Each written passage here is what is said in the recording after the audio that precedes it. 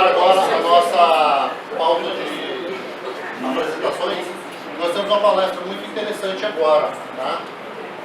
A cura pela arte, uma abordagem junguiana sobre o mundo dos desenhos.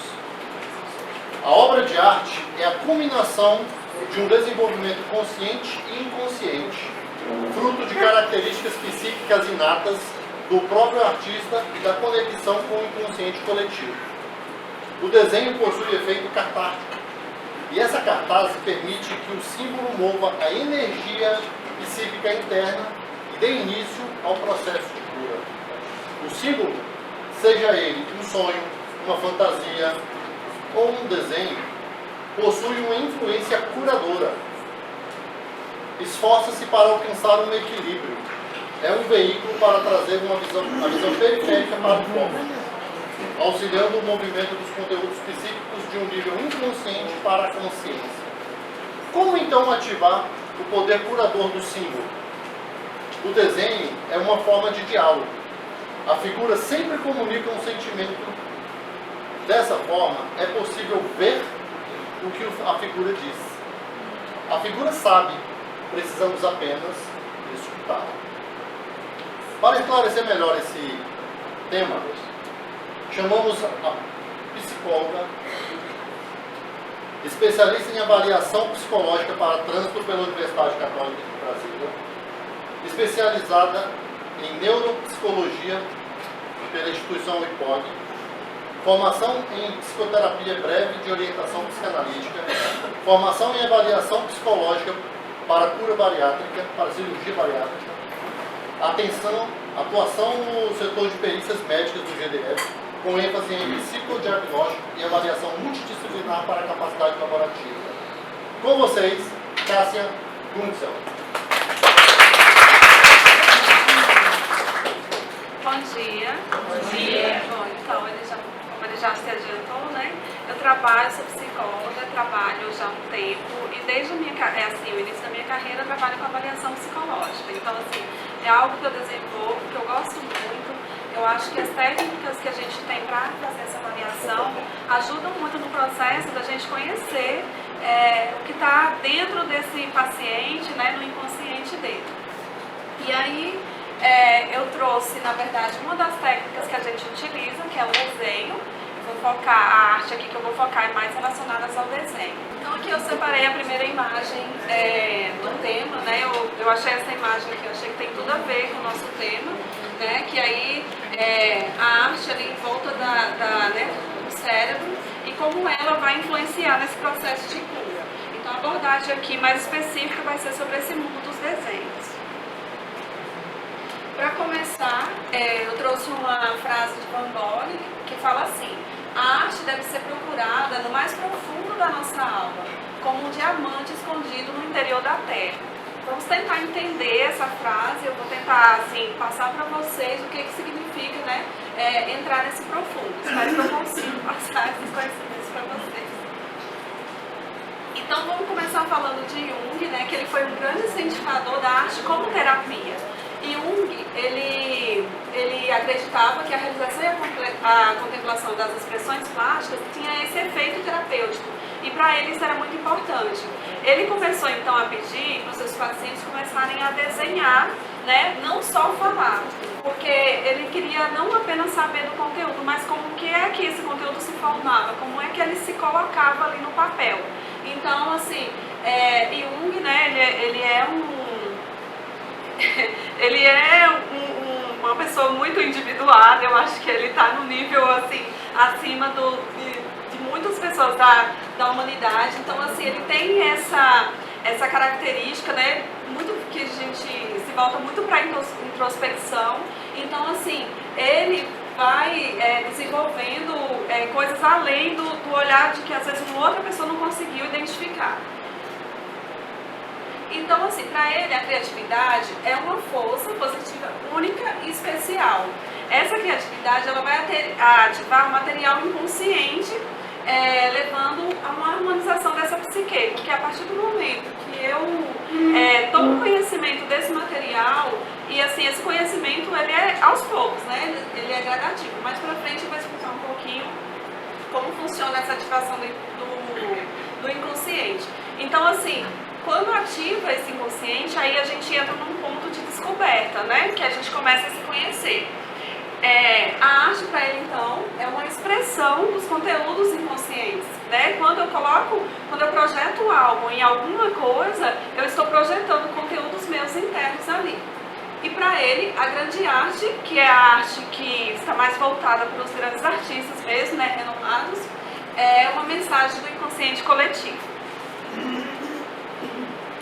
Então, o processo artístico, ele vai além do consciente, ele se constitui aí, então, do inconsciente pessoal, do inconsciente coletivo e também está alicerçado nos arquétipos. A obra de arte, então, traz a nossa psique individual e a psique coletiva. E aí um conceito fundamental, né, dos arquétipos, não vou entrar nesse mérito, até porque eu não sou tão junguiana quanto a Gelta. Eu conheço a Gelta e assim, gosto muito de trocar algumas ideias sobre isso com ela. E aí vamos identificar. Eu tentei, assim, eu vi várias definições para arquétipo e tentei trazer a mais simples possível só para a gente, né, identificar o conceito e entender ele aqui no contexto que a gente vai falar.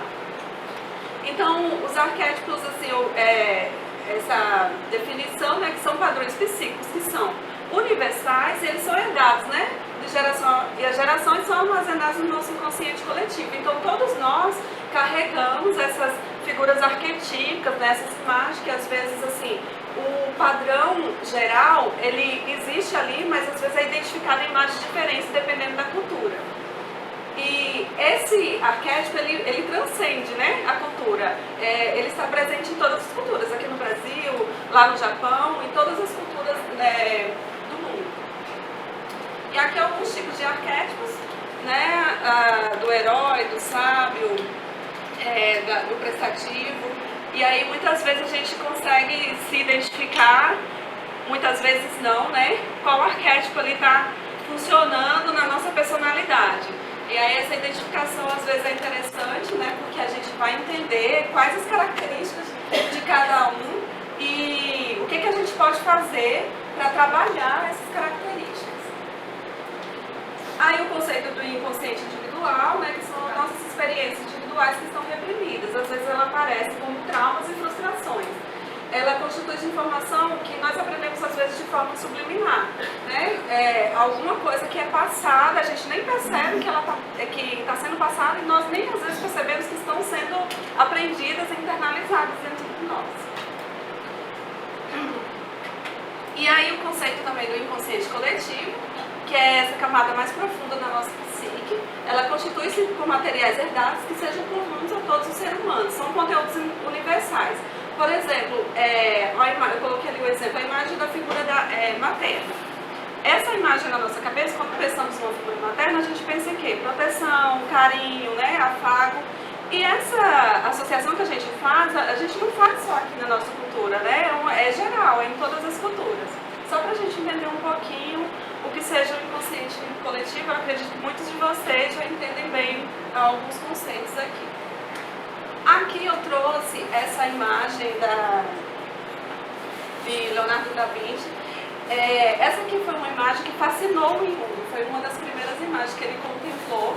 E aí, na literatura, né, há vários pontos que ele diverge com Freud, né, questiona. É até muito interessante esse movimento. E Freud, ele se fixa mais nos aspectos sexuais da imagem, né, falando que o Leonardo da Vinci possivelmente era homossexual, mas Jung aqui ele quer destacar que a figura, ela traz isso, ela traz o nosso inconsciente individual, traz também as questões do nosso inconsciente coletivo e os arquétipos. Aqui no caso está representando o arquétipo da dupla maternidade, porque o Leonardo ele foi criado por duas mães, né? A figura do pai não foi muito presente na vida dele. E aí, para Jung, esse arquétipo da dupla maternidade remete ao duplo nascimento, né? Que para ele a gente nasce de forma física, mas também de forma espiritual. E aí, então, a gente, para entrar um pouquinho mais ainda em relação ao nosso tema, existe uma diferenciação entre artista e paciente? Porque esse Dr. Carlos Python aqui, eu estava assistindo alguns vídeos dele e achei um vídeo bem interessante, né? Que ele fala que tudo é arte. Nosso estilo de vida é arte. O modo como eu me visto, o modo como eu me coloco, o modo como eu arrumo a mesa, isso é arte. Então, assim, todos nós temos essa necessidade de produzir, todos nós temos esse instinto artístico. Então, assim, mas há uma diferença quando eu falo de artista em si, esses mais renomados, que as obras deles já estão aí nos museus famosos, e do nosso paciente, que a gente vai avaliar, o movimento aqui, que os dois são movidos por essa necessidade interna de desenhar figuras do inconsciente.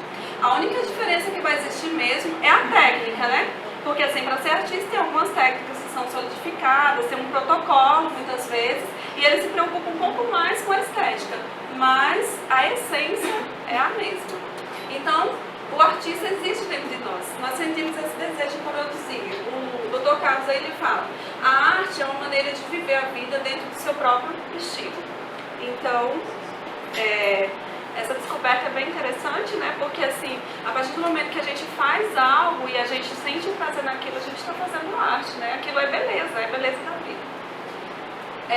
Quando falamos, então, da criação artística na teoria junguiana, é preciso, então, a gente compreender e decifrar as imagens simbólicas da obra de arte, né? Que aí, na obra de arte, a gente, mais pra frente, eu vou passar para vocês como é possível identificar alguns símbolos na obra. Então, na obra de arte, na obra acontecem dois processos aí de criação. Um que é a intenção versus a inspiração. A intenção é aquilo, né? Eu vou desenhar uma casa, vou desenhar vou desenhar uma pessoa, né? Eu tenho aquela, de forma consciente, eu vou lá, pego o papel, no caso aqui o papel, né? Mas tem outros tipos de arte, e vou elaborar um conteúdo. Só que a partir do momento que eu começo a elaborar esse conteúdo, algo escapa, né? E esse escape é o quê? A inspiração, né? Que aí tem artistas que entram num processo de êxtase, né? Numa situação que é como se ele saísse até fora de si. Jung até fala que muitas vezes quando o artista entra nesse processo, ele tem uma descarga muito grande de energia psíquica, chegando ao ponto de algumas possíveis dissociações. Só que aí aqui a gente vai pensar mais no aspecto da cura, né, e do lado positivo dessa descarga aí psíquica.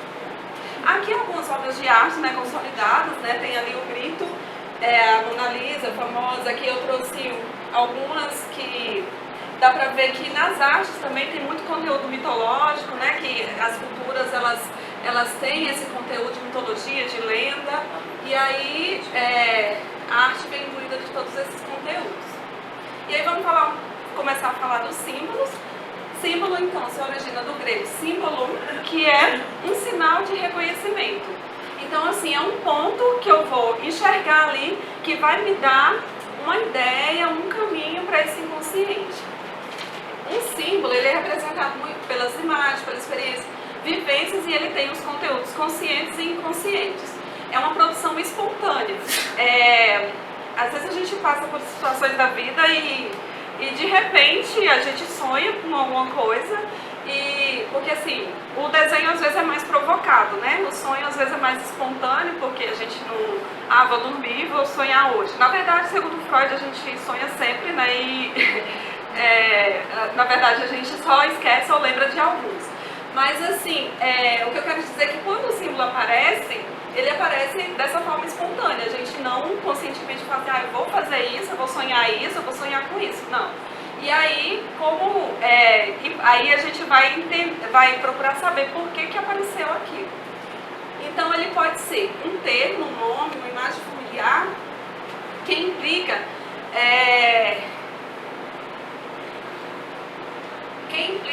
além do seu significado manifesto. O símbolo, ele tem que trazer sempre um conteúdo do inconsciente, tá? Se tem um conteúdo, tem alguns símbolos que a gente, na verdade, chama de símbolos, mandala e tal, mas tem esses símbolos que já são solidificados, que a gente identifica, esse símbolo significa tal coisa, não é disso que a gente está falando. Símbolo aqui é quando ele traz um conteúdo que eu desconheço. E aí eu vou cutucar para saber o que aquele conteúdo está representando. Por exemplo, tem alguns que a gente pode, às vezes na análise a gente acaba generalizando eles para ter uma ideia do que aquilo pode representar, mas é uma ideia. E isso eu vou falar um pouquinho mais para frente, que a gente nunca tem que ter um conhecimento já fixo, já pontuar aquilo de forma muito tática, né? É isso e pronto. Não. A resposta ela vai vir do seu paciente, né? Por mais que nós, como a Gelda falou, por mais que nós tenhamos a técnica, a fala sempre vai ser primordial, sempre vai ser fundamental.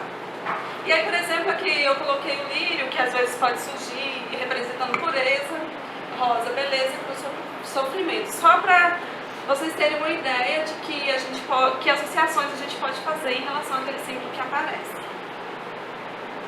Então, quando esse conteúdo inconsciente é decifrado, ele fornece os insights terapêuticos de grande valor, que é mais um recurso que a gente vai ter, né, no nosso processo, né, no nosso trabalho, junto com o paciente. Então, assim, o que a gente está tentando fazer aqui é mostrar mais recursos terapêuticos para vocês utilizarem no dia a dia para fornecer mais insights. Ficar uma forma mais fácil, às vezes mais rápida, de nós acessarmos o inconsciente, né? Que é isso que eu acho interessante. Por exemplo, eu faço avaliação psicológica e a avaliação ela tem que ser, assim, alguém te pede uma avaliação e aí é para determinado tempo, determinado fim.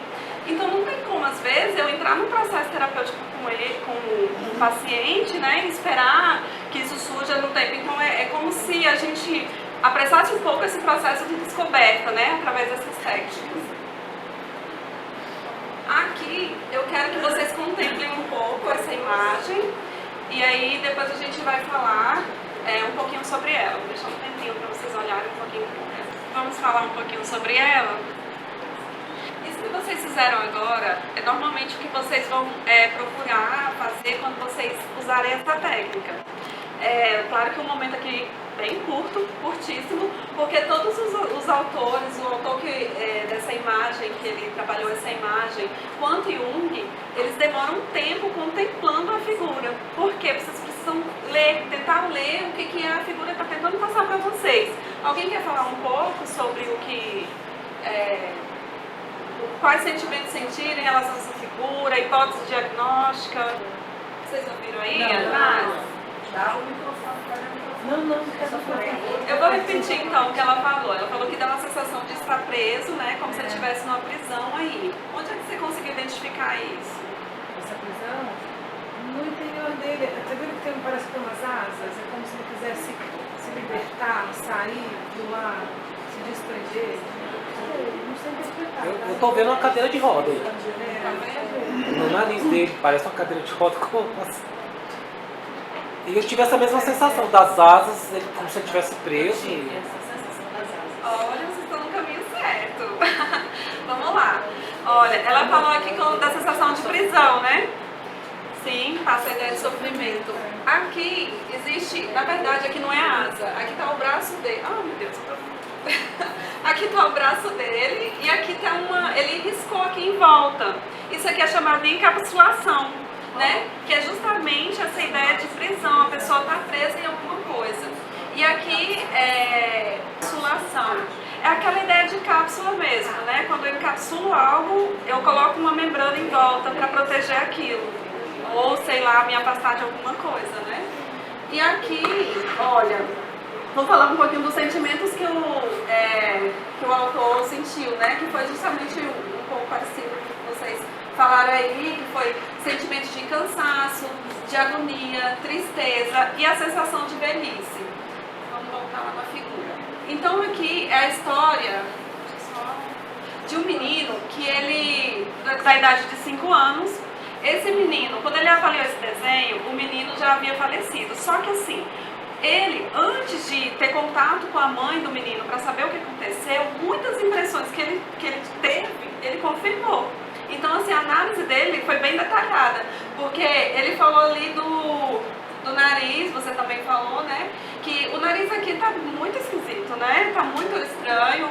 E aí, assim, ele faz uma referência, uma analogia que o nariz representa um sopro de vida. Então, haveria então uma hipótese de complicação desse sopro de vida, ou seja, a pessoa poderia estar morrendo. E aí a questão aqui muito rabiscado, né, no tórax, no abdômen, e sempre rabiscos, eles vão dar ideia de algo, assim, de muita energia acumulada ali, né? E por que essa energia tá tão acumulada? Então, na verdade, essa criança, ela sofreu de câncer, e um câncer no abdômen. Ela já havia falecido, só que a mãe levou o desenho para ele analisar, e aí na análise eles tiveram alguns insights que foram importantes, porque como essa criança ela estava doente, então essa tendência... Estão ouvindo? Sim. A tendência é o quê, né? A família proteger. E aí aqui é um caso de uma criança também muito protegida pela mãe, a encapsulação mostra isso, né? Ele estava muito afastado do convívio social, até pela doença em si, mas aí tem um aspecto materno, né, dessa questão da proteção dos pais. E aí eles trabalharam a questão porque ela já estava tendo um outro filho, e aí ela ia trabalhar a questão também terapia relacionada a essa questão da superproteção. Mas o caminho é esse aí mesmo, tá? É contemplar a figura. A princípio tentar, antes mesmo de vocês utilizarem qualquer técnica. Sentir, né? Isso, sentir, exatamente, sentir a figura. Intuitivamente. Exatamente. Aqui, ó, é o que você falou. E Jung, ele expressa aqui, é preciso a gente contemplar, a gente ter o tempo de pausa, eu parar, ter tempo para contemplar aquela figura. Deixar acontecer, deixar se impressionar pela figura. Ele fazia muito esse movimento, ele é muito introspectivo, né? Ele é um exemplo de introspecção, né? Tudo dele era muito voltado para dentro para tentar entender o ser humano. E ele conseguiu muita coisa aí, né? Então a gente tem que permitir que a obra se apresente diante de nós e em nós, dentro de nós. O inconsciente coletivo e o pessoal, então, pode ser representado na arte, né, por meio dessas imagens e símbolos. E elas são arquetípicas, essas imagens que vêm do inconsciente coletivo, que é, como a gente já falou, né, a questão dos arquétipos. E aí uma coisa que é interessante, né, nessa questão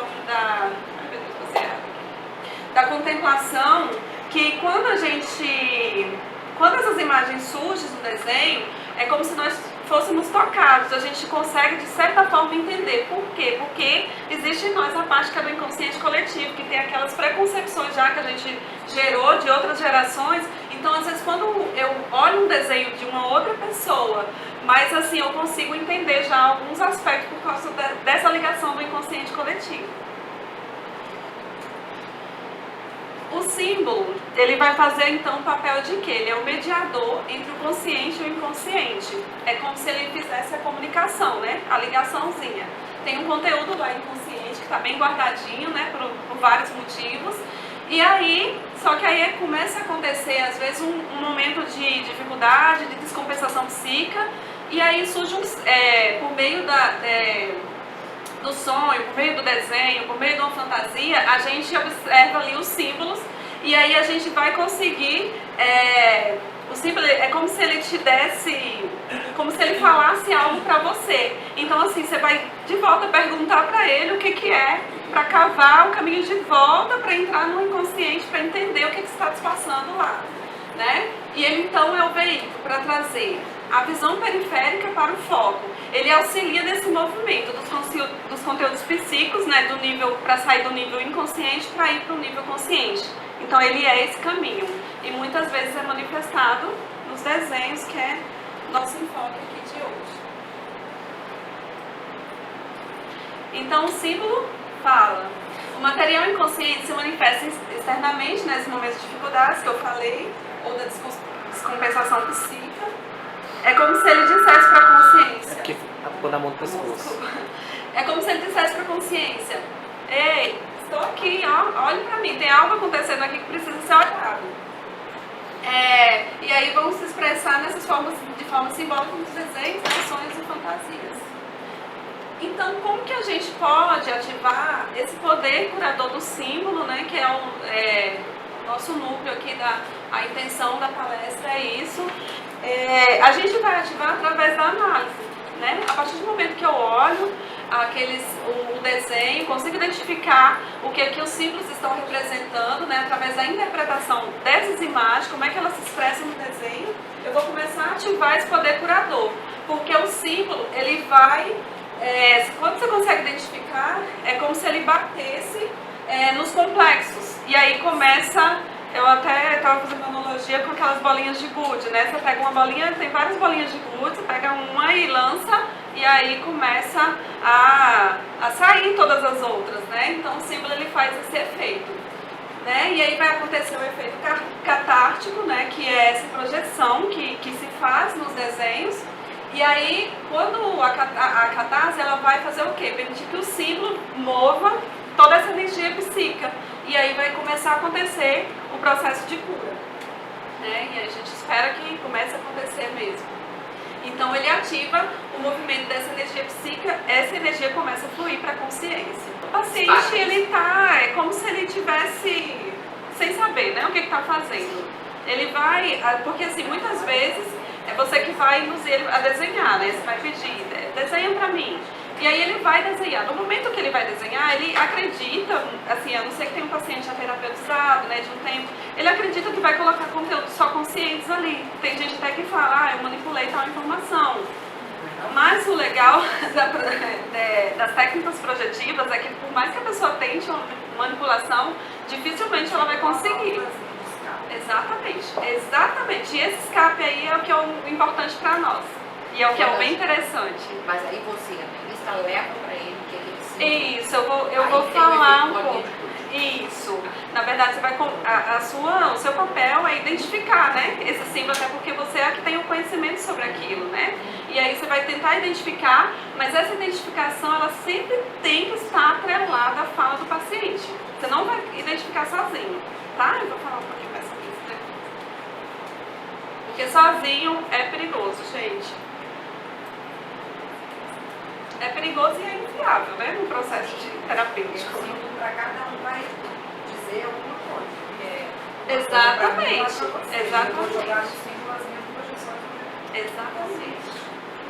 E aí a gente vai falar então dessa energia psíquica, né? Psíquica, que ela tá acontecendo dentro de nós, dentro da nossa psique. Essa energia o conceito dela, que é a energia que movimenta toda a nossa psique, está relacionada à libido, né? E aí eu trouxe uma diferençazinha. Gente, nos estudos não tem como não trazer essa diferençazinha Freud e Jung, né? Porque eles sempre estão ali no embate. E aí o Freud, a libido para ele está muito relacionada aos desejos sexuais e a manifestação desses desejos, e às vezes ele se atém só a esse aspecto. Já Jung, ele abrange mais, ele não só restringe essa energia ao campo sexual, mas em toda a energia psíquica que a gente tem, que faz a gente se mover para trabalhar, fazer as coisas da nossa vida, né? Vai ultrapassar essa barreira e continuar fluindo, que é a progressão, né? E aí a gente pode até entender que regressão é quando eu estou no desconhecido, tudo está lá muito guardado no inconsciente, e a progressão a gente esse autoconhecimento, tornar consciente os conteúdos, né, e deixar essa energia fluir de forma mais livre, né, de forma mais leve. E aí ele fala, né, que sempre está existindo esse movimento dentro de nós, dentro da nossa psique. Aí vamos falar também dos princípios de equivalência e constância. Aí equivalência fala que há sempre, então, acontecendo a progressão e regressão dessa libido. E os opostos, eles vão sempre existir, né? Que aí tem a teoria dos opostos de Jung, que é ela que faz esse efeito equilibrador. Se eu movo algo em uma direção, eu tenho que retroceder em outra. Se nós estamos aqui atentos, olhando a palestra, né?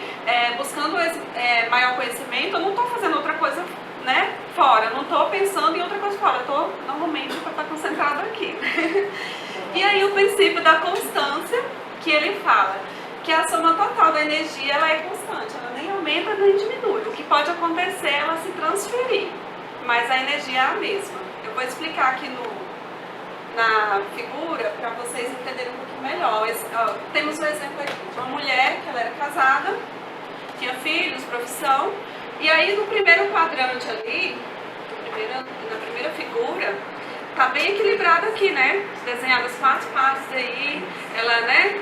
Um quarto pro esposo, pros filhos, quem dera que nossa vida fosse assim, né? Tão organizadinha. Só que aconteceu um fator de desequilíbrio, né? Que foi o marido falecer. A partir do momento que o marido faleceu, ela teve que reorganizar essa energia psíquica.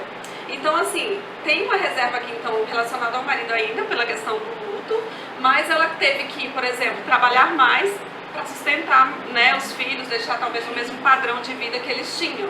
Então, assim, percebe que o ciclo todo aqui, a energia, ela permaneceu a mesma, não foi? Eu só redistribuí de forma diferente. Aí eu acho que dá para entender um pouco melhor, né? Tá. Então, o que? É imprescindível o terapeuta estar alerta a esse fluxo de energia. Quando a gente vai analisar um desenho ou qualquer outra técnica, um sonho, a gente tem que entender como que é o movimento daquele inconsciente, quais as compensações que eu estou fazendo, ou quais as descompensações que existem, para onde que ela está fluindo, para onde que ela está se canalizando. Para aí a gente entender, por isso que a fala do paciente é muito importante e é fundamental. Não existe análise, uma boa análise de desenho sem você conversar com o seu paciente, não existe isso. Porque é igual o autor fala, senão a gente montava um livrinho, né, com receitinhas, né, do inconsciente e começava a vender, distribuir por aí, não precisava do nosso papel. E então, a análise dos desenhos, elas são comunicações diretas, vindas do inconsciente. Aí eu coloquei essa figura aqui pra gente, gosto muito dessa questão de imagem, né, que a gente fixa bem os conteúdos, que a gente, pelo desenho, o sonho, dificilmente é possível camuflar uma informação, né? A comunicação verbal, às vezes, ela tem pessoas, né, que assim, às vezes gostam até de estudar, pacientes e tal, para te confrontar em relação à técnica, mas assim, quando você aplica uma técnica projetiva, dificilmente ele vai conseguir ter esse controle, né? Porque a tentativa dele é de controlar, por exemplo, uma sessão, né? Controlar um conteúdo que às vezes ele não quer se mostrar para você, ou é um mecanismo de defesa, muitas vezes, né? E aí, nas séries projetivas isso fica um pouco mais complicado, graças a Deus. Aqui eu coloquei uns diagramas para a gente entender como é que visualizar um pouco melhor, né, o movimento do símbolo aí, né, no inconsciente e como é que o fluxo vai indo para a consciência. Então, assim, aqui regiões profundas aqui do encontro, por exemplo, a gente tem a região A, B, C e D, né, e vamos supor que a região D aqui aqui no desenho a região D é a mais profunda. Às vezes aparece um símbolo que ele vai ativar justamente essa região aqui mais profunda e ela pode surgir, né? E ali pra gente é um conteúdo magnífico, né? Que a gente vai utilizar na terapia. Aqui pode acontecer também o efeito dominó, que é o quê? O símbolo ele ativa o D, mas o D não necessariamente ele vai direto para a consciência. Ele vai batendo aqui, ó, em outros conteúdos e o A que sobe, tá? De qualquer forma. Exatamente, exatamente. Esse é o papel dele, né? E aí a gente sabendo usar isso, a gente tira muitas informações interessantes. E aí quando ativa, sobe o A, começa a subir o B, o C e o D. Só que a gente descobre que o quê? Nosso inconsciente é um poço sem fundo. Então vai surgir o Ezinho, depois o F. Eu até brinquei, né, com as colegas, eu falei assim, a gente poderia colocar em números.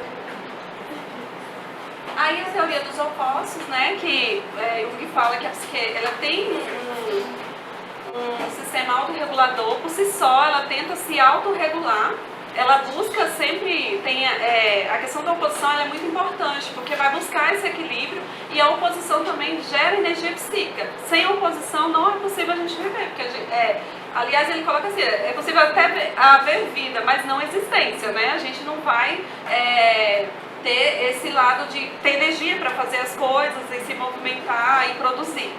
Na verdade, nem vida eu diria que não existe.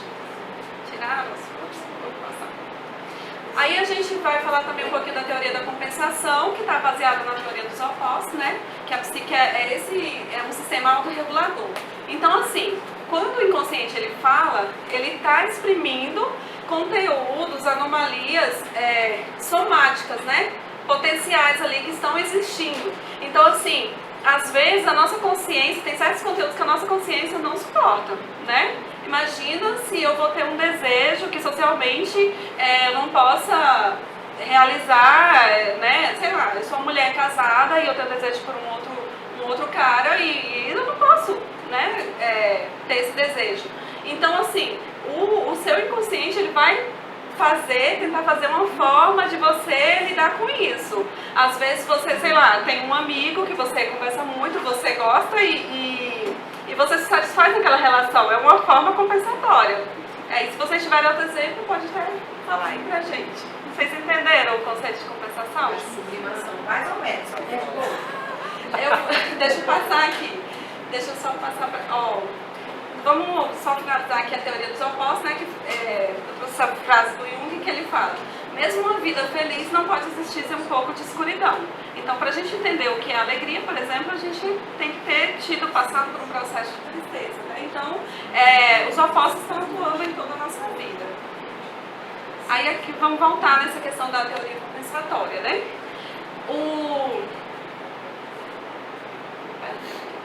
O símbolo compensatório, ele expressa uma área negligenciada, chamando a atenção da consciência para promover mudanças. Por exemplo, aqui, tem um paciente uma pessoa que a gente olha assim, nossa, que pessoa calma, né? Ele é assertivo, ele lida bem. Só que aconteceu um episódio na vida dele que ele teve um atrito e ele se sentiu injustiçado, a pessoa falou muito mal dele, né? Caluniou.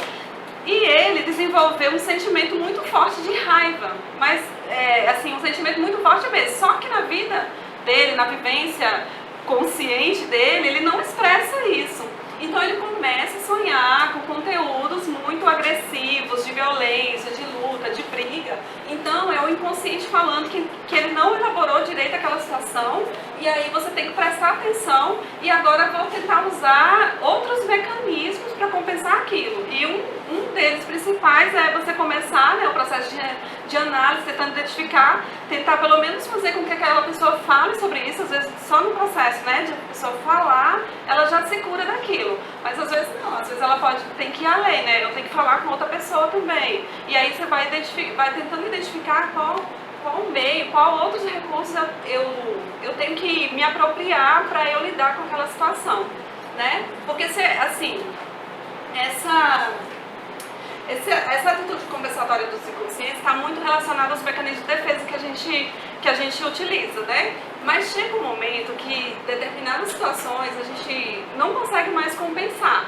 E aí é quando o símbolo começa a falar pra gente o que está acontecendo. Porque se está compensado, vai ficar lá dentro, não precisa, né, tirar aquilo de lá, tá tudo funcionando, né? Mas aí chega um momento que às vezes aquilo é tão forte que para de funcionar, os mecanismos que você usa já não são suficientes, e aí tem que encontrar outros. E uma atitude complementar, no caso aqui, é quando a atitude do consciente ela coincide com a atitude do inconsciente. Um exemplo é quando você começa, por exemplo, você sonha, eu coloquei o exemplo de uma pessoa que sonha com um avião, só que aí na vida dela, né, diária, ela realmente é uma pessoa que viaja muito trabalho, então ali apareceu uma situação, mas ali é só uma atitude complementar do inconsciente, né, tá congruente, consciente e inconsciente estão congruentes. E só que isso, o Jung fala que o inconsciente ele tem autonomia, né, ele fala da autonomia do inconsciente, que é quando os conteúdos que vão aparecer não precisam estar diretamente relacionados, né? E aí a gente tem que ir fazendo essa descoberta, por isso que é importante a intervenção terapêutica. Então, quando nós entendemos que o mundo interno e externo do indivíduo estão interligados, podemos ver como a situação interna está projetada no mundo externo e como o mundo externo afeta esse mundo interno. Então, elas estão sempre no movimento, né? Bate e volta. Podemos então determinar os pontos focais, que a gente vai falar sobre isso agora, né? Para a gente tentar identificar um pouco melhor o movimento dessa energia. Se ela está fluindo, se ela está bloqueada. Então a gente precisa entender o fluxo, essa jornada do inconsciente. E Jung fala, se a gente somente entender, a gente já acha o caminho para a cura.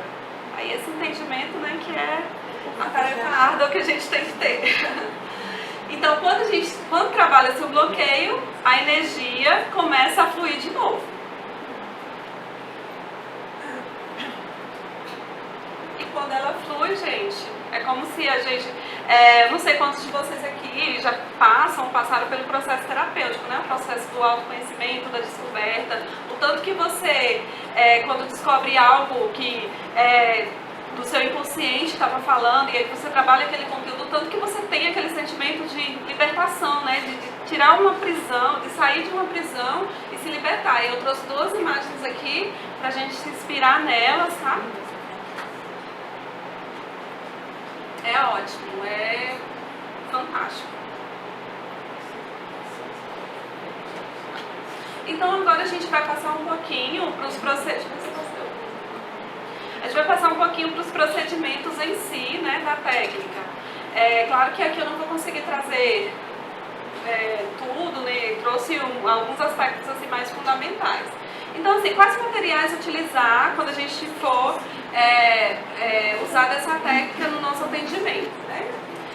Caixa de lápis cor comum, evitar os lápis de cera, porque o lápis de normal, aquele, né, esse aqui do desenho, ele traz, ele permite que você consiga graduar mais as cores, e as cores também tem uma análise importante delas. E você tem o lápis comum, né, aquele lápis preto, normalmente número 2, borracha. E aqui, atenção, tem uns indicadores interessantes no uso da borracha, né?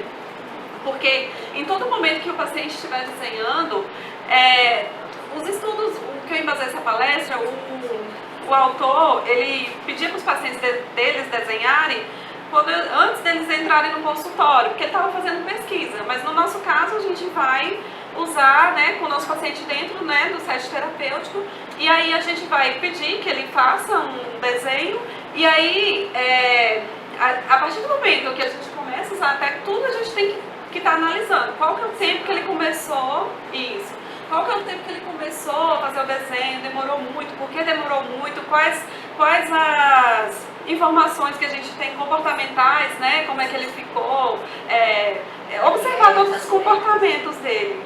Oi? Os aspectos. Isso, exatamente. Físicos, né, as reações físicas que ele tem. E aí, assim, a borracha, às vezes o paciente pode te pedir, aí você já fica atento, por que ele, né, já me pediu a borracha. Mas assim, atento, mas também centrado, né? Não é naquela coisa de ficar tão antenada e prejudicar o processo. Tem que tudo fluir de forma um pouco natural. Mas claro que você tem um olhar ali a mais, né?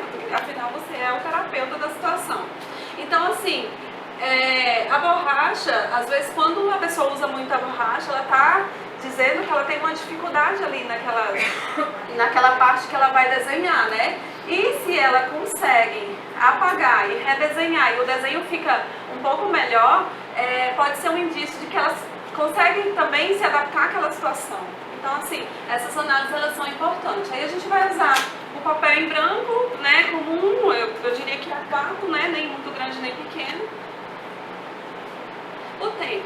A questão do tempo, né, que é essa que eu já comecei a falar, é importantíssimo a gente disponibilizar tempo para o paciente se expressar, né, não apressá-lo, até porque, como os conteúdos eles surgem de forma inconsciente, não tem como a gente enquadrar ele, né? Você tem tanto tempo para desenhar isso aqui. O bom é que deixe fluir. É claro, se o paciente, né, passa sei lá, muitos minutos desenhando, já entra também na sua análise, né? Porque você demora e aí você tem que tentar conduzir, é como um processo terapêutico, né? A gente, na fala, o paciente fala, tem paciente que se estende muito e aí você já analisa o que significa, né, o fato dele querer prolongar muito a sessão. Então tudo você já vai ter um olhar clínico. E é importante não interromper, observar a latência, né? Que a latência é o quê? É o períodozinho que você pede para o paciente desenhar e o período que ele começa a fazer o desenho. Então você vai tentar entender, ele demorou muito para fazer, por quê? Né? E até você pode depois, no seu inquérito que você vai fazer depois, você perguntar o porquê disso para você não ficou tão claro. Porque às vezes tem situações que pode já ficar claro, assim, né? Porque da dificuldade dele começar a desenhar. Se ele expressar muita rapidez, às vezes pode significar que ele só quer se livrar daquela situação desagradável, fazer um desenho lá, né, porque você pediu. Né? Pode significar isso, um tempo excessivo. Pode significar relutância em produzir algo, que tem um significado emocional muito forte, ele está com dificuldade, né, de expressar aquilo. E aí, a latência aumentada, ela pode indicar possíveis psicopatologias ou forte conflito. Aí você tem que investigar, tá? Se demora muito tempo para começar a fazer o desenho, já é um indício, né? Nos estudos já tem isso, já pode ter um indício mais concreto de que existe algo ali que realmente é um complicador. E aí, existe uma diferença dos desenhos de destros e dos desenhos de canhotos? Não? Alguém sabe dizer por quê? Querem dizer, não? Realmente não existe a diferença. E isso é explicado no nosso inconsciente, por causa do nosso inconsciente coletivo, né? Jung fala que os elementos básicos da natureza, elas se encontram no núcleo da psique de todas as pessoas e são os mesmos. Então, assim, não é possível, esse dado a gente não tem como colocar, não precisa colocar como relevância. Assim, na projeção dos conteúdos inconscientes, não.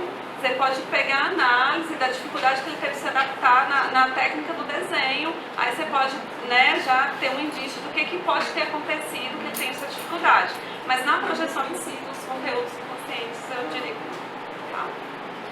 Aí a gente vai falar um pouquinho da teoria dos quadrantes, né, que essa teoria é simplesmente o fato de você... após o desenho, uma coisa que assim, é uma das primeiras coisas que a gente faz, né, após analisar, olhar o desenho, eu normalmente costumo dobrar mesmo a folha, dobra a primeira parte, depois a outra para dividir, e aí você vai já ter uma primeira análise, que é o que significa se um desenho ele está mais na parte superior da folha, né? E aí então, um indivíduo que desenha um desenho mais na parte superior é um indivíduo mais voltado para a questão para a fantasia. Ele tem mais, né, essa propensão a fantasiar, ele busca às vezes objetivos que são inatingíveis. E aí, assim, com essa informação você já faz o quê? Já vai trabalhar isso nele, né? Tentar trazer ele um pouco mais para o concreto, né? Para a vida real. Se o desenho tiver mais um quadrante de baixo, pode significar, gente, pode, essas palavras são muito importantes, porque não é que significa aquilo, é um indício, pode significar que ele se sente seguro, inadequado, ele tem uma tendência à depressão e uma repressão. O ideal é quando a gente olha o desenho está, né, equilibrado na folha, essa visão, assim, essa informação é muito importante. Mas se não tiver, a gente já começa aí a analisar. Se o desenho está muito para baixo, significa muitas vezes que o indivíduo está muito reprimido, né? Como se o meio abafasse ele. Aí, esquerda, direita, o desenho está mais voltado para a esquerda, ele tem um aspecto mais de uma pessoa que está dominada mais pelas emoções, é mais impulsivo, está mais fixado no passado, e aí a gente remete mais aos aspectos que está mais voltado para os aspectos inconscientes. Esse paciente tem que ser bem trabalhado. E para a direita, né, ele busca satisfação em áreas intelectuais, ele tem um comportamento mais controlado e mais adaptado, né, quando ele já está num processo de autoconhecimento maior. Então, assim, eu trouxe aqui os pontos focais para a gente entender um pouquinho o desenho. Gente do céu, a hora gelado, ali né? não ia a hora que eu... Eu tô gelada aqui. Olha, Jung, ele não traz, assim, um sistema de você analisar o desenho. Como eu disse, eu acho ele um cara, né, fora da linha. Então, assim, eu acho que talvez ele tenha até a tendência de achar que todos nós somos assim, mas não somos. Então, porque ele fazia as análises dele na contemplação dele, simplesmente baseado na teoria dele. Mas assim, hoje, por exemplo, eu preciso de algumas técnicazinhas para conseguir identificar algumas coisas, né? Não sou tão evoluída quanto ele, não. Nem os pezinhos. Então ele não descreve, né, uma análise sistemática disso. E aí no desenho você vai fazer uma análise semelhante ao que você faz nos sonhos. Assim, eu não sei se muitos de vocês já tiveram acesso a esse curso aí dos sonhos, né? Que você vai fazendo as associações. Isso, exatamente. No desenho vai funcionar um pouco dessa mesma forma, mas assim, mais focado aqui no caso das imagens, né? Então você vai identificar um ponto focal, uma diretriz. Então vocês olharam aquela imagem do menino lá e já começaram a criar umas hipóteses. Então assim, já é a primeira hipótese que tem na cabeça, é um ponto focal, é uma diretriz que você tem ali a olhar o desenho. Importante, não avaliar um foco isoladamente, né? Tem aquela crença de que aquilo, pronto, acabou. Não mesmo, tá? É só o ponto inicial. Então, assim, muitas vezes o paciente tem a tendência de dar, quando você pergunta, né, que você vai fazer um inquérito, o que significa aquilo para ele dá informações, assim, a nível consciente. Então, você tem que tentar buscar mais dele, o que está por trás daquele conteúdo. Tentar fazer perguntas mais abrangentes, né? Tem por exemplo, tem uma frase que você não entendeu, ou está em dúvida, ou acha que aquilo ali é um ponto importante, você não fala assim, o que é isso? Não, porque aí ele já vai tender a te dar uma resposta mais fechada. Você vai falar assim, me fala um pouquinho mais sobre isso, tá? Aí vocês vão ter... o que você sente? Exato. Deixar fluir. Lembra da imagenzinha lá do rio. Então, como é possível ver o que a figura diz, e aí vou entre aspas, né? Porque é ver e diz, e a figura ela vai saber, então a gente precisa só escutar. Por exemplo, aconteceu comigo uma vez, eu estava no set terapêutico, ele e a minha nazista, ela tinha um prato lá, um desenho, eu ficava focada naquele desenho. E um dia ela trouxe aquele desenho e falou, me fala sobre esse desenho. Ficou assim, alguns meses falando sobre aquele desenho. Eu, assim, no caso, você fala pede para ele fazer para mim, mas se eu encontro alguém, por exemplo, no meu set terapêutico, e ele me traz alguma figura, eu posso também usar as mesmas técnicas para isso? Às vezes isso é até mais rico, porque assim, foi espontâneo, né? A espontaneidade aqui é muito válida, porque ela já tem a tendência de trazer esse conteúdo que está mais escondidinho. Eu posso usar também. Sim. Se ele me traz alguma figura que fala a alma dele, eu posso utilizar essa figura para encontrar algum complexo, alguma coisa que seja por trás daquele símbolo. Porque isso aí é um símbolo, né? E aí o símbolo ele pode aparecer em várias técnicas, de várias formas. E aí a gente, com o olhar atento, identificando isso, a gente pode usar aquele recurso de forma terapêutica. Aqui tem uma frase de Sócrates, né? Vá aonde o argumento levar, que é aquela questão que eu falei que é muito importante o discurso do paciente. Você vai olhar o desenho, você vai levantar hipóteses, você já vai ter um direcionamento sobre o seu trabalho. Mas o que vai valer é a consonância com o discurso interno dele, com o discurso do paciente, que você vai tentar apurar, tá? Deixe que as associações que o paciente desenvolva, permita que elas emerjam, né? Então, assim, importante, às vezes, quando o paciente começa a falar, você não interromper, porque às vezes ele entra no mundo dele, você começa a entender como é que se forma, né? Como é que ele vai fazendo as associações. Certa vez eu atendi um paciente, estava atendendo o diagnóstico, e ele começou a falar que ele via alguém do meu lado e a pessoa o que estava fazendo. Então aí eu comecei a perguntar, mas ele está onde? Como é que ele está? Porque aí você vai tirando informações, na verdade é uma forma dele falar para você o que está dentro dele, né? Você sempre tem que pensar que o que ele está falando ali sobre aquilo é uma projeção de algo que está internamente aqui no inconsciente dele, e aquilo ali é uma informação muito importante. Aí você vai, a questão do tamanho do desenho, você vai olhar o desenho e já vai começar a identificar se tem uma figura muito pequena, se tem uma figura que está muito grande. Tem gente que desenha na página, assim, um rosto na página inteira. O que essa pessoa está tentando compensar? Por que ela teve necessidade de fazer um desenho de uma cabeça tão grande assim? Então você já vai começar a levantar suas hipóteses. E o desafio maior nosso é o quê? É sintetizar todas essas informações, né? Para a gente chegar a ter um direcionamento para o nosso trabalho. Aqui a gente já vai começar falando um pouco sobre alguns indícios que a gente pode ter para esses pontos focais, que a gente pode já começar a identificar. É tipo uma direçãozinha que eu selecionei para vocês terem uma ideia do que começar a buscar no desenho, tá? Então vamos lá. Primeiro, aquela questão, né? Do sentimento. Você vai olhar a figura, vai tentar identificar qual o sentimento que esse desenho me transmite. No caso aqui, esse desenho tá bem caricato, né? Tá bem, assim... macabro. Eu acho que vai ser fácil identificar, né? Assim, o que está se passando.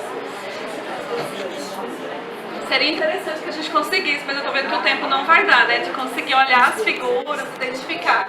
Aqui é um paciente, ela é feminino de 16 anos e ela fez esse desenho 6 meses após a morte do pai. Então dá pra ver o pavor, assim, que essa adolescente estava sentindo em relação a esse acontecido na sua vida. E aí muitas coisas vão ser faladas através desse desenho aí. O outro ponto aqui, por exemplo, aqui tem uma figura, esse desenho já transmite o quê? Né? Uma imagem de felicidade, de alegria. E aqui é o desenho de uma pessoa que o Natal para ela era muito importante. Eles celebravam o Natal uma semana inteira. Então, assim, já são indicativos que você já vai ter, né, de primeira mão para começar a entender o que está se passando ali. Eu não trouxe um slide, mas eu achei ele bem interessante, que era de uma figura de... Tava uma árvore de Natal e aí tinha 8 presentes em volta da figura e aí tinham 7 pessoas na sala. E aí, até eu olhando a figura foi difícil identificar, mas o terapeuta lá, ele conseguiu identificar que estava faltando uma pessoa, né? E aí, olha, uma informação às vezes é boba, né? Que às vezes a princípio a gente pode pensar que é boba. E aí ele questionou com o paciente, quem que tá faltando nessa figura? O paciente falou, não tá faltando ninguém, tá todo mundo aí. Ele falou assim, não, tem alguém faltando aqui, quem é? Aí foi buscar, ele falou assim, que era a figura do pai. E aí eles descobriram que ele tinha uma dificuldade de relacionamento com o pai. Então assim, um dado que às vezes aparece a princípio, né, assim, irrelevante, não é, né? Por isso que a nossa atenção é muito importante quando a gente vai tentar buscar esses signos. A gente vai tentar, outro ponto que você pode perguntar o que parece estranho nesse desenho? Aí aqui, que os slides, eu tentei tirar uma foto bem bacana, mas alguns eu não consegui. Esse aqui, ó, é o desenho, tem a figura, é uma paciente de 30 anos, e aí tem a figura da mãe dela, que tem uma sombra que tá de um lado, tá estranha, tá vendo? Ela tá pro lado que não, assim, normalmente não deveria estar. Aqui tem uma criança que tá sem perna. Aí aqui, que é um dos pontos que ele mais identificou, aí eu acho que vocês não conseguem identificar porque a figura não tá boa. Aqui tem tipo um capim, né, um feno, e aí tem aqui é o pai dela e ele tá usando um machado aqui. Machado, aquele... enxada. Aí ele tá usando a enxada. E aí o terapeuta conseguiu identificar aqui no desenho um símbolo fálico. Não sei se vocês conseguem ver aí. Sim. Que o machado tá dividido aqui, parece a enxada. O quanto mais de hipóteses a gente puder levantar, melhor. E aí a gente vai confirmar no inquérito. Aqui é o desenho de uma paciente e aqui a gente pensa, gente, eu vou tentar identificar só o pontinho que eu trouxe, tá? Porque senão não vai dar tempo. Seria ótimo a gente ter tempo para fazer análise dos desenhos. Aqui, perceba que o caminho aqui em direção à casa, ele não dá certinho aqui, não coincide com a porta, né? E aí, isso, em todas, né? Aí tem a árvore aqui que tá tipo no meio da calçada. Exato, exatamente. Aí a gente está identificando os obstáculos. E aqui é de uma paciente de 30 anos, né, que ela teve câncer e não recebeu o apoio nem da família e dos vizinhos. Então, assim, através dessa representação, o terapeuta conseguiu chegar nisso e aí, com certeza, na dificuldade, né, nessa mágoa que ela teve para trabalhar isso com ela em terapia. Então, assim, o ponto aqui também, né, identificar um obstáculo. Aqui ele identificou que deu uma criança brincando e a mãe... Aqui eles estão construindo uma casa. Só que aqui ele conseguiu chegar na análise de que essa construção da casa estava muito difícil para essa mulher. E aqui, gente, olha, eles identificam cada coisa que eu fico assim... Aqui a mesa, percebe que tem aqui a planta da casa, é como se já houvesse uma divisão, está fechando a imagem em relação à parte dele genital. Então ele conseguiu aqui identificar que eles estavam tendo dificuldade, relacionamento íntimo, inclusive o marido estava tendo relações bissexuais. Então assim, através e aí também fala do abandono, né? Às vezes o cuidado muito excessivo com a construção da casa acaba que a família está toda, o pai aqui num movimento, a criança em outro e ela em outro, né? Acaba que eles não estão. A identificar também o que está faltando no desenho, no caso aqui, as pernas, os pés da mãe e as mãos, né, dela. E aí aqui fala de uma figura de uma mãe que não tem autonomia, né? Tudo era em torno desse pai, da figura paterna, ela não dirigia, não fazia as coisas sozinha. Então, quem desenhou foi o paciente, o filho, né? Então, assim, como que a figura fala pra gente? Você vai tentar perceber o que é central naquela figura, no caso aqui, é um ponto. E aí, quando a gente vê um ponto, um desenho, não tem aquele tipo uma espiral também, que às vezes as pessoas desenham na árvore, né? Sempre a gente tenta relacionar algo com um trauma. Oi? Caótico, mas relacionado mesmo a um trauma, algo mais específico que aconteceu na vida daquele indivíduo. Claro que é preciso sempre uma investigação. Aqui, a árvore, ela tem um aspecto acolhedor, né? E aqui o trauma dela foi relacionado à questão de ser rejeitada pela mãe, né? Então a árvore que muitas vezes representou, para ela representou a figura da mãe. Porque esse desenho, desculpa, gente. É porque esse desenho, ele tá bem, até no livro mesmo, ele tá bem fraquinho. Aí aqui tem o tronco, é porque não saiu do slide. Aí, né, tá bem rabiscada aqui a copa. Então, assim, esse ponto aí simbolizou isso, né? Esse trauma da rejeição.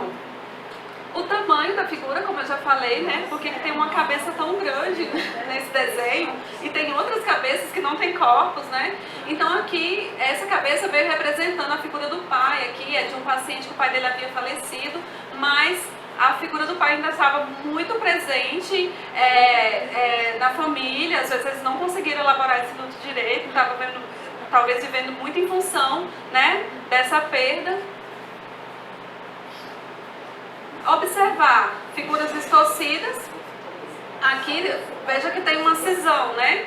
Então, assim, sempre que há um corte na figura, você tentar identificar o que está separando, né? O que está também, às vezes, quando tem aquela linha no desenho da pessoa, e ali, às vezes, é uma necessidade que a pessoa está tendo de controlar seus impulsos sexuais, por exemplo.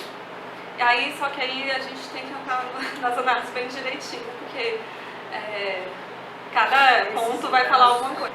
Objetos repetidos, é que ele contou quantos objetos tem, ele observou aqui que tinha 39 trevos em volta aqui, é como se fosse uma pegada aqui, e 9 aqui dentro, né? Aí ele identificou, aqui no caso, ele identificou 9, aqui era 9 homens importantes, né, na vida dessa pessoa, e que as relações dela, tá vendo galhos caídos aqui? Eram relações autodestrutivas. Em todas essas relações que ela identificou na vida dela, a paciente, ela falou que eram relações autodestrutivas. Aí, ó, você deve entrar no desenho, né? Você olhar o desenho, sentir, no caso aqui dá pra sentir bem né, o clima do desenho, dá uma ideia de tensão, né, de um pouco de escuridão. Veja que ele tentou desenhar aqui, ela tentou desenhar aqui um sol, mas ele tá o sol ficou quase coberto pelas nuvens negras, e há uma diferença aqui na água, né? A água está mais acima, mais abaixo. O barco parece estar calmo, apesar da turbulência. E aí você vai tentando identificar e vai perguntando o que está acontecendo, né, na vida, se há alguma situação conflituosa. E aí o paciente ele vai te dando as informações que você vai relacionando com o desenho. Esse desenho aqui é de uma criança que sofria de diabetes. Olha como ele desenhou, tadinho. Aqui dá pra ver muita ansiedade, né? Sempre muito rabisco, tá muito relacionado à ansiedade e depressão. Aí o rabisco está mais voltado ainda para a ansiedade, viu? Aqui desenhos de canto, né? Observar os desenhos de canto. Aqui é de uma paciente que estava sofrendo de câncer, que estava à beira da morte, e dá para ver o movimento dela. Quando o desenho tende a ir para a direita, ele tá relacionado ao futuro. Ai, eu tô colocando. Ele está relacionado ao futuro. Então, assim, o que ela estava esperando, né? O futuro dela. Talvez ela colocou, aqui são confabulações minhas, né? Talvez esse número seja um número que ela estava com 72 anos. Talvez ela achou que fosse viver mais 10 anos, né? compare, quando você olhar o desenho, compare com o mundo à volta, né? Se o desenho está em consonância com o mundo do paciente. Aqui nesse caso tá, ele desenhou uma árvore que está condizente com as árvores que normalmente se apresentam no lugar em que ele mora, mas ele poderia ter desenhado um clima, uma situação totalmente diferente da situação de vida dele ou da cultura dele. Então, assim, você ficar observando, né, o que está de discrepante ali, porque essa discrepância, o que aquilo ali está querendo te dizer. Desenhos fora de época, que é o desenho, né, o Natal, e aqui tem uma menina, só que esse desenho, quando foi desenhado, não era a época de Natal, faltava assim meses. Então, assim, tá querendo antecipar essa situação? Por quê? Às vezes é um refúgio, então você vai tentar, aqui no caso era um temor da mãe de passar o Natal sem um filho, porque ela tem um outro filho e esse filho não estava presente, estava viajando, cursando em outro lugar, não seria possível passar o Natal com eles. A encapsulação, que foi o que a gente já falou, né? Veja que essa pessoa aqui, ela colocou uma corda. Se a gente, né, não fosse terapeuta e simplesmente uma criança que vai pular corda. Não, aqui representa a encapsulação. E todos os outros itens aqui, ó, aqui é a figura do pai trabalhando, só que está encapsulado também, está em volta. Aqui é o irmão, ele está num seminário. Aqui a mãe está doente, também encapsulada pela cama, né? Aqui é outro desenho de encapsulação, essa pessoa que sofria, era deficiente físico, e aí ele desenhou aqui, ó, o desenho dele é como se ele tivesse uma cadeira de roda, e olha o quanto que ele está distante do ciclo social, né? Verso do desenho, isso aqui também achei bem interessante, a paciente de 4 anos e meio, olha como é legal aplicar a técnica, né? Em crianças, então, é bem rico. Ela desenhou aqui a mãe, ela, o irmão, só que esse desenho aqui está no verso do desenho que ela fez. E aí a figura do pai. O que isso pode representar pra gente? Né? E o pai aqui morava no mesmo prédio dessa criança, mas não ia vê-la. E olha a frustração, como é que é o sentimento dessa criança em relação a isso. O sublinhado também é um ponto que a gente pode observar. Normalmente essa linha, quando ela é colocada, é como se fosse uma linha de apoio, né? Representa às vezes uma necessidade de apoio. No caso aqui, a paciente é essa aqui, ela não tá sublinhada. E aqui é um desenho de uma paciente que ela era a mãe dela, ela disse que lembra da mãe dela aos 5 anos de idade, falando para ela que ela era o sustentáculo da família. Imagina a responsabilidade dessa criança. Mas não vai entender. Essa aqui, ó. Mas não seria o chão. Não seria o chão. Então, mas você, como terapeuta, você não vai só achar que é o chão. Você vai achar que é uma informação que... Por que eu preciso sublinhar e riscar ali? Quem que é que tá... É tipo como se eu... Aqui é o movimento compensatório do inconsciente, né? Eu não tenho esse apoio, então eu tenho necessidade de me apoiar em algo, então eu vou riscar. Aí já é uma informação do seu inconsciente dizendo isso. Tá? Rasuras, né? Observar o que a pessoa está tentando esconder. Tem um sol ali por trás, né? Sim. Parece que ela quis desenhar um brilho na sua vida, mas aí ela acabou rabiscando. E o que está ofuscando, então, na vida dela, né? Aí são todas as análises que a gente pode tirar. As palavras do desenho, no caso aqui, essa palavra está complementando a ideia do desenho. Aqui é um casal de refugiados, um casal de judeus que estavam vivendo uma situação complicada, sem saber onde que eles iam ficar. E aí as palavras são em outra língua, né? No alemão, né? Então, mas as palavras estavam dizendo exatamente a mesma coisa que o desenho estava passando. E é como se a pessoa tivesse a necessidade de reforçar, né, aquele sofrimento, aquela situação. Então, quando está assim, está gritante, né? Quando eu desenho, mesmo assim, eu preciso escrever. Linha atravessando o alto da página, é algo que também você pode identificar. Aquela linha, ela está oferecendo uma sensação de pressão sobre aquele desenho, né? E aqui no caso, é a história de um casal que se separou e aí eles estavam no processo de volta, né? De retorno. Só que aqui é o marido, é porque a imagem está muito ruim. Na verdade, as imagens do desenho já estão ruins, quando eu digitalizei ficou um pouquinho pior ainda.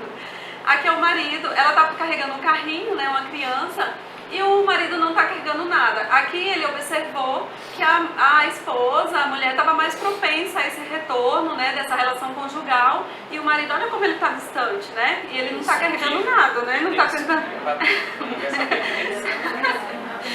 até fazer esse movimento aqui, né, deve levar umas boas sessões terapêuticas. As transparências também é algo muito importante se analisar no desenho. A transparência, ela vai estar um pouco ligada a esse contato da realidade que o paciente está tendo ou não. Quando a transparência está muito evidente, e assim, como às vezes a gente pede para o paciente desenhar, né, 3, 4 desenhos, ela fica às vezes evidente na maioria dos desenhos, ela pode significar uma psicose, tá? Uma esquizofrenia. Agora, ela também pode, quando não está tão gritante, ela pode significar apenas uma neurose. No caso aqui é uma neurose, mas assim, a paciente aqui, ela via como as coisas se afastando dela, né? Ela não conseguia abarcar, ter o controle sobre a dinâmica familiar dela. Então, no caso... Não, eu não sei, que não fala se é ela não, quem é ela ali não. É porque ele dá informação, como o caso, como eu falei, né? Os casos não são meus, aí ele dá só a informação primordial sobre a transparência. Não é esquizofrenia. Eu falei que a transparência, ela pode significar uma esquizofrenia, se ela tiver preponderante. Esse cuidado, esse limite do que é o que não é, gente, é muito cuidadoso, porque vocês podem se antecipar no diagnóstico, e isso é muito perigoso, né? Por exemplo, eu faço psicodiagnóstico, e aí você sempre tem que fazer, eu sempre faço pensando, se esse caso aqui for para a justiça, como é que eu vou me justificar nele? Então, assim, eu tenho que ter embasamento teórico sobre o que eu estou falando, tá? Movimento também, percebeu o movimento aqui, no caso ele destacou a flecha, que tá, ele disse aqui... que está apontando para essa pessoa, né? Que é a irmã que está aqui do lado esquerdo. E é como se ele falou que a flecha que é no sentido de masculinidade e que ele quer proteger, na verdade, a irmã. Quer levar ela embora para ela não ser criada pelos pais da mesma forma que ele foi criado. Olha como... Olha o pai como é que era ruim lá. Como ele chega, né, nas análises. Os desenhos abstratos também, você vai tentar... Aqui era um caso de um paciente com câncer, e aí é como se ele fizesse a representação das células do organismo dele, que não estão conseguindo mais ter uma comunicação, né? Uma integração e reconstituição. Inclusive tem até uma coisinha aqui no meio que a gente já pode pensar, né? E aqui também dá a ideia de asas, né? Aqui só eu estou falando. Ele nem falou isso pra dizer, né? Que essa ideia de morte sempre é ideia que você vai passar para um outro lugar, né? Então, assim, pode estar aí subtendido no desenho. Observar a questão cheio e vazio. Aqui, né, a água do mar. E aqui percebe um movimento, é como aquele movimento que a gente falou da energia psíquica, né? Como se tivesse um movimento muito forte aqui. E eu entendo que esse desenho é um movimento bem positivo, né? A pessoa, assim, querendo viver, querendo produzir, querendo fazer muita coisa da vida. Isso não, paciente. Aqui já é mais negativa. Essa pessoa tá também com câncer e aí ela tá vendo que tá mais voltado também para o futuro e parece que as situações estão mais aqui, daqui para frente, daqui. É como se o desenho fosse caminhando e daqui a pouco o papel fosse ficar em branco, né? A arvoresidade. A árvore ela é muito legal de ser analisada. A gente pode analisar a copa, quanto que de frutos tem aqui. Sempre os frutos estão relacionados a uma necessidade de produzir, de fazer, de realizar, isso é muito bom. No caso aqui, ele contou 11 frutos e aí ele questionou o que aconteceu. A árvore sempre está relacionada à questão da idade, aí a gente vai identificar em que momento algumas situações foram vivenciadas. Por exemplo, aqui, 11 frutos, ele identificou que aos 11 anos de idade, essa pessoa teve uma situação para ela que foi conflitante. Outra coisa interessante sobre a árvore é quando a gente aplica a árvore, a gente pergunta ao paciente que idade tem essa árvore, ela está morta, ela está viva, né? E aí te dá um indício. Se a pessoa fala que uma árvore está morta, o que você tem a ideia? De que ela está em sofrimento, né? Num processo depressivo, né? E aí a idade, até destaquei uma curiosidade, que eles falam sobre a idade, tem uns estudos que falam sobre a idade da árvore dos pedófilos, que fala que normalmente eles tendem a dar uma idade muito baixa dessa árvore, porque a maturidade psíquica deles é muito baixa, eles estão a nível regredido e fixado, né? Não evoluíram, como tinha sido falado na outra palestra. Então, por que às vezes eles... Por que às vezes não? Por que eles são abusadores de crianças? Porque eles entendem que ali, como eles são fixados nessa imaturidade, para eles o foco o objeto de desejo deles é alguém que está na mesma maturidade psíquica que ele. Por isso que ele abusa de crianças. É uma das explicações, gente. E outra coisa, o fato do paciente de vocês falar que a árvore está numa idade baixa não significa dizer que ele é pedófilo, pelo amor de Deus. E esse corte no tronco significa alguma coisa? Sim, significou sim. Eu não estou lembrando agora que foi muito... Ali, né? Isso. Não, na árvore maior. Aqui. Uma linha, mais em cima. Mas ali não é o Essa corte, linha. Copa. Ali é a A copa. extensão da É a copa. copa, a extensão da copa por fora da árvore. Isso. Não. Pois é, uma árvore vazia, né? Significa que a pessoa, ela pode estar assim, numa situação de vácuo mesmo, sem saber o que fazer, o que pensar. Mas assim, a gente tem um estudo também da questão das cores, né? Por exemplo, o vermelho aqui está representando raiva, e quando você sobrepõe um desenho em cima do outro, o vermelho está embaixo dos pés da mãe, tá vendo? Aí aqui, esse desenho, esse sublinhado não, esse risco, né? Parece uma abajur. Fica parecendo que ele cindiu ali, ó. Tá bem em cima. Como a paciente é essa aqui, tá vendo quando se sobrepõe, fica em cima da paciente? E aí representa que ela tá dividida, tem o pai e a mãe do lado, né? Tá vendo? Aí são informações que você pode ir tirando. E onde que tá a energia boa dela, ó? O amarelo tá bem ali em cima dos irmãos, na sobreposição fica em cima dos irmãos. Então, assim, a energia mais positiva está voltada para os irmãos e ela está com dificuldade de relacionamento com o pai e com a mãe. Então, você pode fazer isso também. Aqui é a cor de um paciente, o desenho de um paciente que também sofre de câncer, e aí ele desenha o leite ali vermelho, né? E aí, vermelho às vezes vem identificar uma infecção, um sentimento mais difícil de lidar. E aqui tá solto, a gente só vai procurar alguns sinais desse desenho. Aí um sinal interessante aqui é o marido e aqui é a esposa. O que vocês tiram desse desenho aqui? Mas ele está cortando a grama, né? Cortador de grama, né?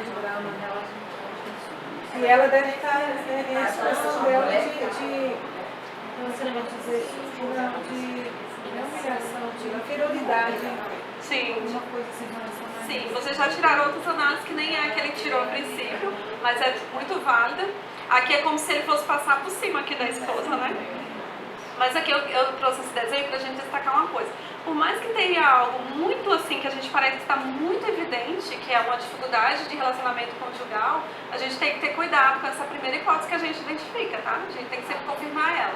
Porque no caso aqui, ele colocou, pode ser não, aqui é o caso de um marido que a esposa morreu e ele está só representando essa situação. Tá vendo como é importante a gente não prejulgar e tirar aquilo como verdade absoluta, tá? A resposta vai estar sempre no seu paciente. Que os sinais, vocês vão considerar eles sempre em conjunto. Não pegar um sinal isolado e tomar aquilo como verdade absoluta, como eu acabei de falar, né? Considerar sempre os sentimentos dos seus pacientes, o que ele está sentindo, o que ele vê ali. O discurso dele é o que é importante, não é o seu discurso, tá? Não é a sua sabedoria de terapeuta, não. E aí o importante e o objetivo fim de tudo isso é o quê? Não é só a gente fazer uma análise mirabolante, lindo, que a gente viu muita coisa do inconsciente ali, não. é a gente conscientizar o paciente, tornar seus conteúdos mais conscientes, para ele saber lidar com aquilo, com algo que está descompensado, com algo que está trazendo sofrimento. É preciso, então, você inquirir, né? Se questionar, perguntar.